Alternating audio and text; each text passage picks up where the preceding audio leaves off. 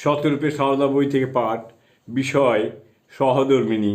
মঞ্জু ঘোষ, বিদুষী গৃহবধূ, কলকাতা। পরের অংশ।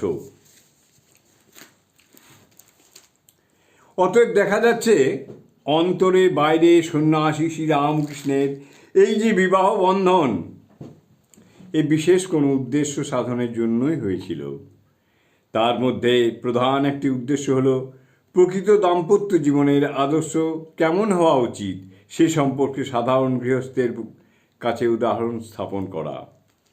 সংসার জীবনে স্বামী স্ত্রীর সম্পর্ক কেমন হবে, পরস্পরের মধ্যে ব্যবহার এবং বোঝাপড়ার দ্বারা জীবনটাকে কতদূর মধুময় করে তোলা সম্ভব, সেগুলি নিজেদের জীবনে অনুষ্ঠান করে তাঁরা যেন দেখিয়ে এলেন।